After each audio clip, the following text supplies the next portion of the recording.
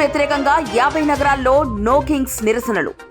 America అధ్యక్షుడు Trump విధానాలకు వ్యతిరేకంగా నిరసనలు వెల్లువెత్తాయి. 50 నగరాల్లో లక్షలాది మంది ప్రదర్శనలు నిర్వహించారు. నిరసనకు నో కింగ్స్ అని పేరు పెట్టారు. వలస, విద్య, భద్రతా విధానాలను తీవ్రంగా వ్యతిరేకిస్తున్నారు. అమెరికా, లండన్, స్పెయిన్ వంటి దేశాల్లో రాయబార కార్యాలయాల వద్ద కూడా నిరసనలు జరిగాయి. అయితే నిరసనలపై ట్రంప్ ఓ ఇంటర్వ్యూలో వారు నన్ను రాజు అని పిలుస్తున్నారు, కానీ నేను రాజును కాదు అని వ్యాఖ్యానించారు.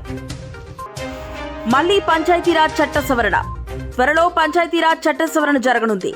స్థానిక ఎన్నికల్లో 3 పిల్లలున్నా పోటీ చేసేందుకు అర్హులని ఇటీవల ప్రభుత్వం ప్రకటించింది.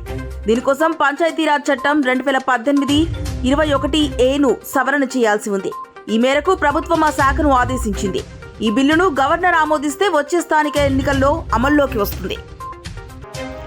ఎన్నికల రోజు పెయిడ్ హాలిడే ఇవ్వకుంటే జరిమానా. ఈసీ ఎన్నికలు జరిగే రోజు ఉద్యోగులకు వేతనంతో కూడిన సెలవు ఇవ్వకపోతే జరిమానా విధిస్తామని యాజమాన్యాలను కేంద్ర ఎన్నికల సంఘం హెచ్చరించింది. ఉప ఎన్నికలు జరిగే సెగ్మెంట్లకు ఇది వర్తిస్తుందని, ఎవరి వేతనాల్లోనూ కోత విధించరాదని సూచించింది. ఎన్నికలు జరిగే నియోజకవర్గాల్లోని ఓటర్లు ఇతర ప్రాంతాల్లో ఉద్యోగాలు చేస్తున్న పోలింగ్ రోజు ఈ ప్రయోజనం పొందడానికి అర్హులేనని చెప్పింది. దీనిపై రాష్ట్రాలు ఉత్తర్వులు ఇవ్వాలంది. వ్యవసాయం పండగ కావాలి. సీఎం రేవంత్ రెడ్డి రాష్ట్రంలో వ్యవసాయ రంగం అభివృద్ధి చెందాలంటే రైతులు లాభపడే విధంగా పాలన సాగాలని ముఖ్యమంత్రి రేవంత్ రెడ్డి అన్నారు.